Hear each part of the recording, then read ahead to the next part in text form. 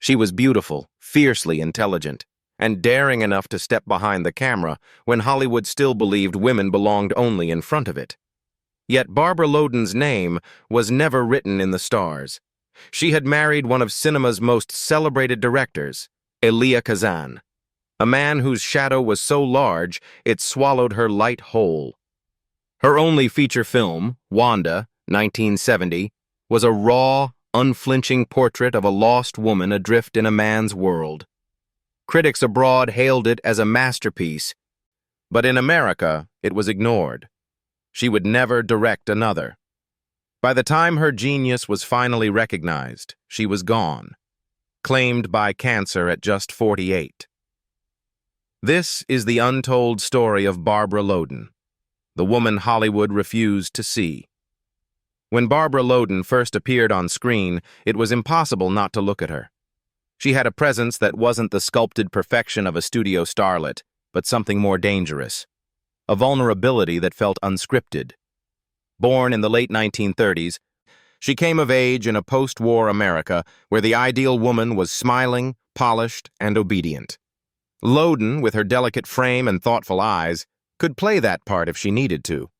But there was always something in her that hinted at a refusal to be neatly categorized. Her career began in modeling, her beauty landing her work in magazines and on television. But it was on the stage, and then the silver screen that she found her footing.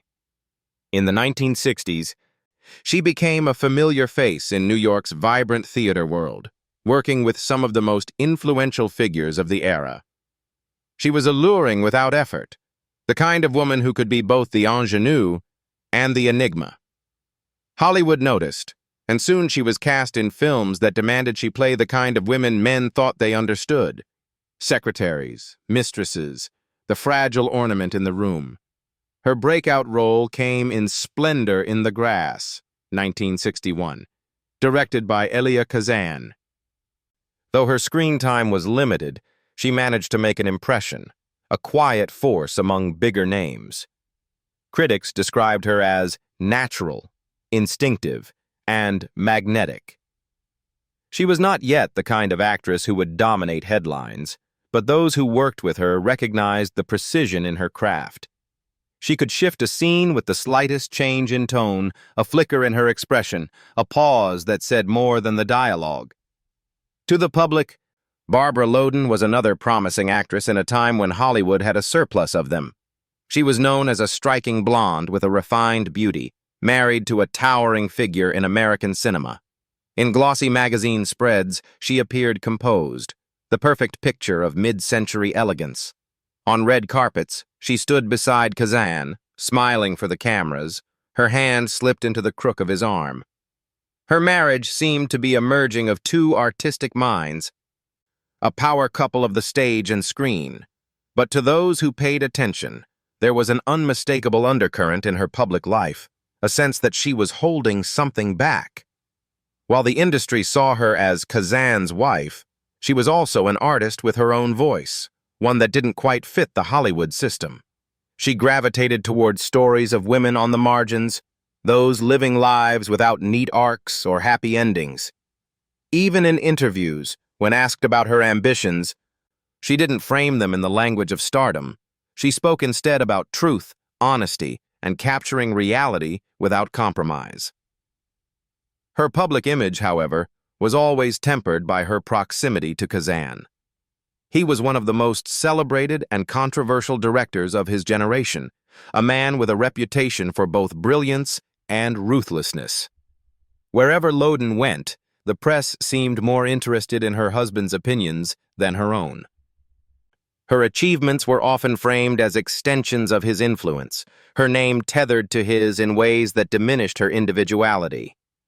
In the rare moments when she was given space to shine on her own, she displayed a creative courage that was startling.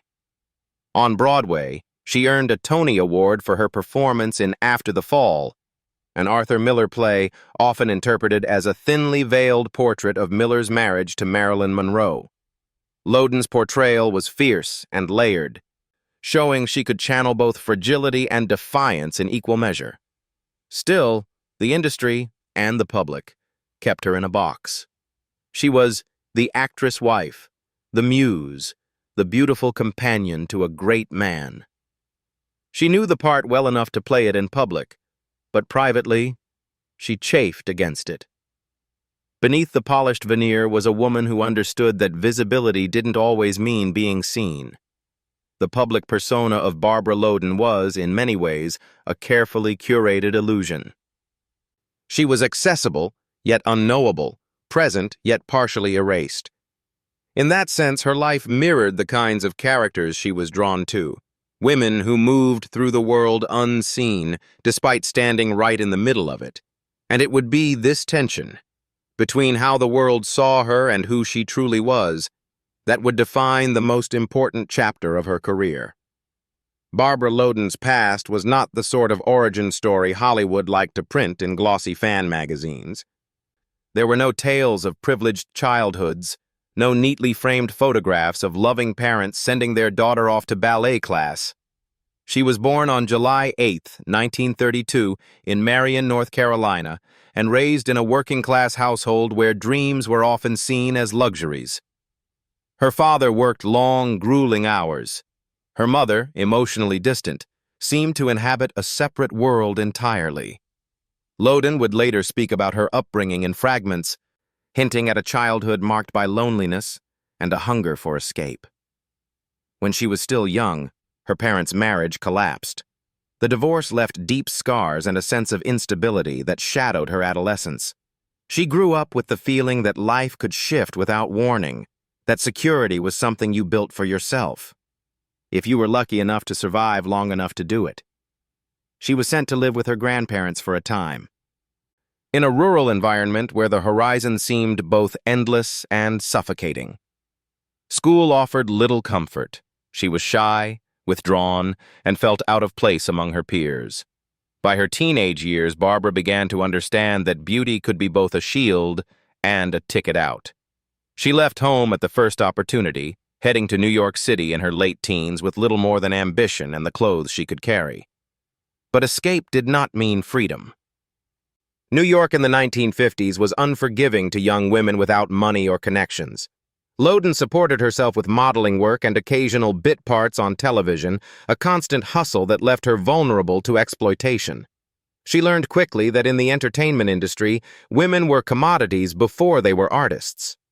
Casting directors and producers looked at her and saw a body before they saw a mind. Some made advances, others dismissed her entirely. There was no roadmap for a young woman without family connections in an industry built on power imbalances. In later interviews, Loden admitted to feeling like an outsider from the start. She didn't have the polish or pedigree of the society women she sometimes auditioned alongside. What she did have was an acute awareness of her own outsider status and a determination to turn it into fuel. She studied acting, first at the Actors Studio, absorbing the method approach that was redefining American performance at the time. It was there she met others who, like her, had come from fractured backgrounds and were hungry to channel their pain into art. Her relationship with vulnerability became central to her craft. She didn't just act, she exposed. Loden once said she was drawn to people who can't cope, who can't make it, who are at the bottom. It wasn't an intellectual choice, but a deeply personal one. She recognized herself in those characters. The fragility, the self-sabotage, the desperate hope for something better. These weren't abstract concepts to her. They were lived experiences. But even as she began to carve out a space for herself in the acting world, her personal life was complex and often turbulent. Relationships came and went, some marked by intense passion, others by quiet disillusionment. In the early years, she kept much of her private life hidden, wary of giving gossip columns any ammunition. Yet beneath the surface, the ghosts of her past, the abandonment, the rootlessness, the persistent feeling of not belonging, continued to shape her decisions. Meeting Elia Kazan was, in some ways, the turning point of her career. He was a towering figure in American theater and film, with a reputation for spotting raw talent. For a young actress like Loden, his approval could open doors that had previously been bolted shut. But the relationship was also complicated from the outset. Kazan was decades older, already a legend, and accustomed to being the dominant force in both his professional and personal life. For Loden, the attraction was laced with an undercurrent of power imbalance that mirrored the dynamics she had encountered throughout her career. Her marriage to Kazan brought stability in some respects, but it also placed her squarely in his shadow. The industry began to see her less as an individual artist and more as an extension of his legacy. The girl who had once fled a small southern town to find her voice was now in danger of being defined entirely by someone else's. Barbara Loden's hidden past was a patchwork of hardship, resilience, and relentless self-reinvention. It was a life that had taught her to adapt, to read a room, to survive on her own terms, even when those terms came at a cost. And it was this past, unvarnished and unromantic, that would later pour into her most personal and enduring work. A film about a woman who walks away from everything, only to find nothing waiting for her but herself. Barbara Loden's transformation from a promising actress into a singular filmmaking voice was not an overnight metamorphosis, but a slow, deliberate shedding of skin.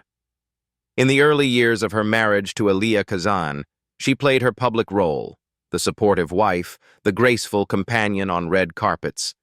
But behind the scenes, she was growing restless, acting in other people's visions, especially those written and directed by men, began to feel like wearing clothes tailored for someone else's body. They might fit, but they were never truly hers. Hollywood in the 1960s was not built to nurture a woman like Loden. Female directors were practically non-existent, and those who did try to break into the role often faced open hostility. For Loden, the barrier was compounded by the fact that she was married to one of the most powerful directors in the country. No matter how strong her ideas, people assumed she was merely an echo of Kazan's influence. Yet instead of allowing that perception to suffocate her, she began to create in secret. She wrote, sketched character studies, and observed life with an anthropologist's eye. The stories that called to her were not about the glamorous women Hollywood adored, but about the quiet, damaged souls who existed on society's margins. She gravitated toward women who didn't fit the narrative arcs of conventional cinema, women who didn't triumph against the odds, who didn't find redemption neatly packaged in the final act. The seed for her defining project came from a real-life news story about a woman convicted as an accomplice in a bank robbery. The woman's passivity fascinated Loden, not because she was dangerous, but because she seemed so disconnected from her own life, adrift in a way that felt deeply familiar. That seed would become Wanda, 1970, the film that would transform Loden from actress to auteur. From the start, Wanda was an act of defiance. Loden refused to make it within the Hollywood system, knowing the studios would demand compromises that would strip the story of its raw honesty. Instead, she secured independent financing, a risky move in an era when independent filmmaking was still considered fringe. She wrote the screenplay herself, directed it, and starred in the title role. It was a one-woman creative rebellion against the industry's limitations. The process was grueling. Without the backing of a major studio, Loden had to work with a small crew, limited equipment, and a tight budget. But these constraints became the film's strengths. Shooting on location in Pennsylvania's coal country, she captured an authenticity that could never have been replicated on a Hollywood soundstage. The landscapes were gray and worn, the interiors bare and suffocating, visual metaphors for the emptiness of Wanda's life. As a performer, Loden stripped herself of glamour. She wore ill-fitting clothes, minimal makeup, and carried herself with the defeated posture of someone who had long ago stopped expecting anything from the world.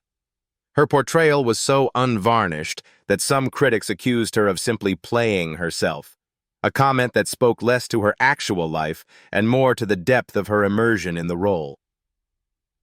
When Wanda premiered, it was not embraced in America. Domestic distributors didn't know what to do with a film about a woman who fails to change, who drifts from one bleak circumstance to another without resolution. But in Europe, the response was electric. The film won the International Critics Prize at the Venice Film Festival, and French critics compared Loden to the pioneers of the New Wave. In Paris, she was seen not as Kazan's wife, but as a visionary in her own right. Still, the success abroad didn't translate into opportunities at home.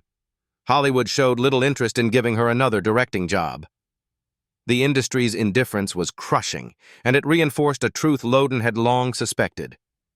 For a woman in America, especially one working outside the boundaries of convention, a single masterpiece might be both the pinnacle and the end of a career.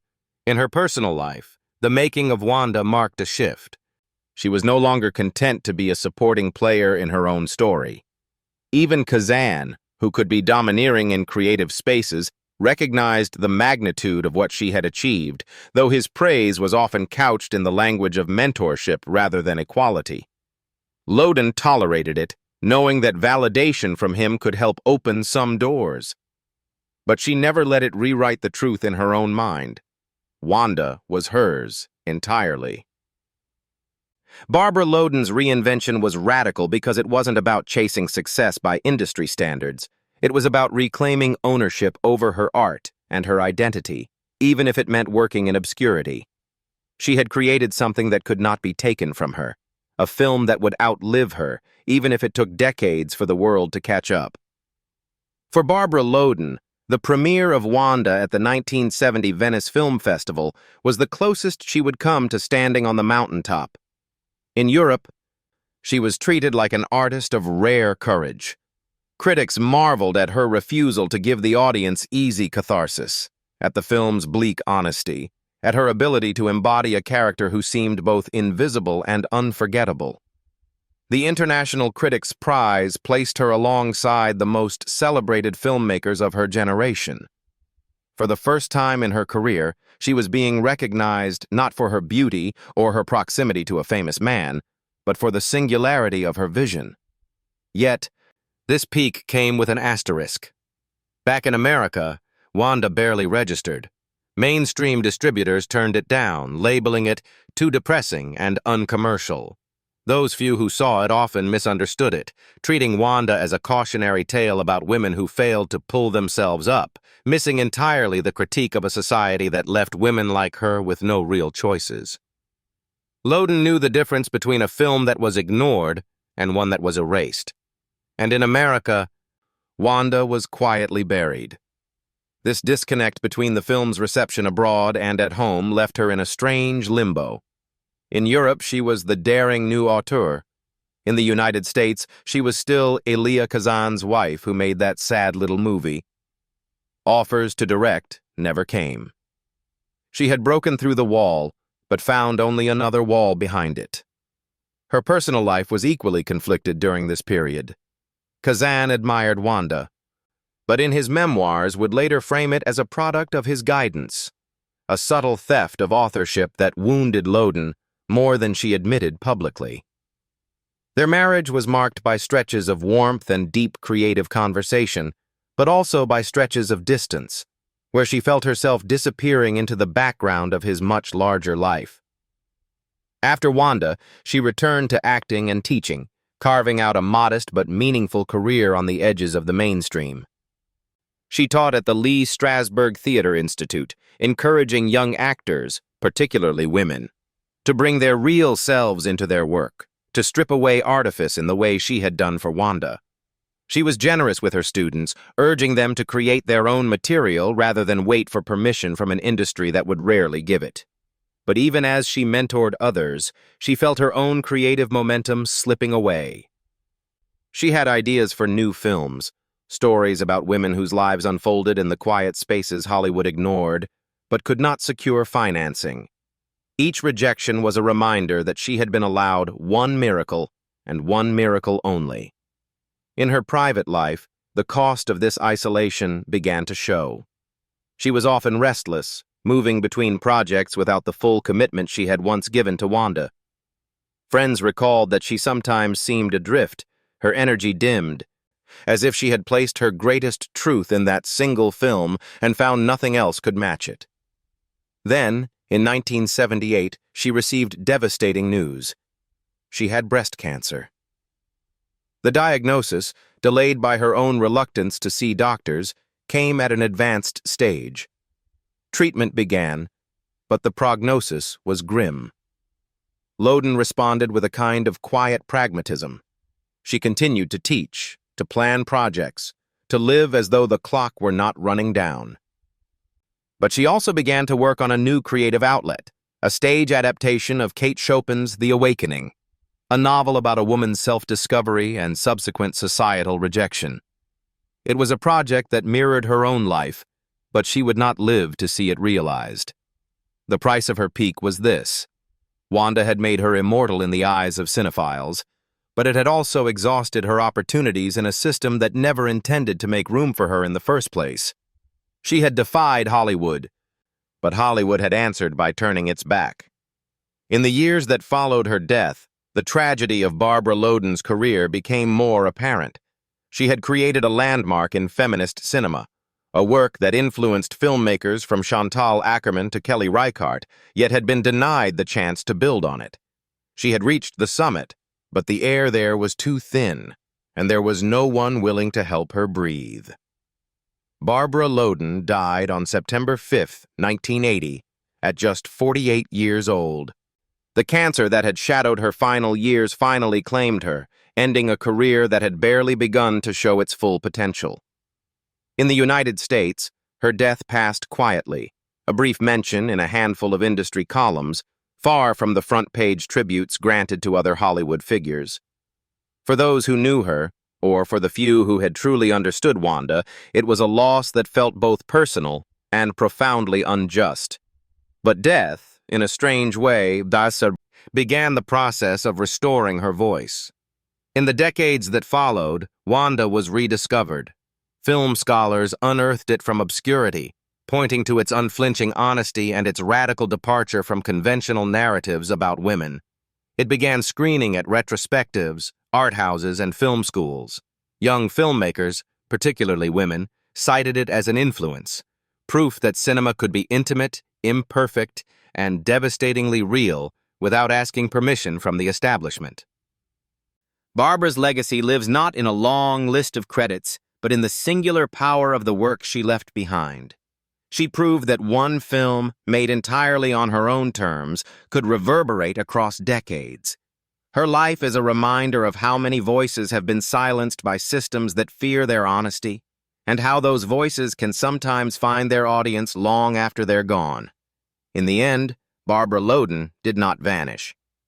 She became a signal flare for all the women who came after her, a whisper in cinema's golden silence saying, "Your story matters even if they refuse to hear it."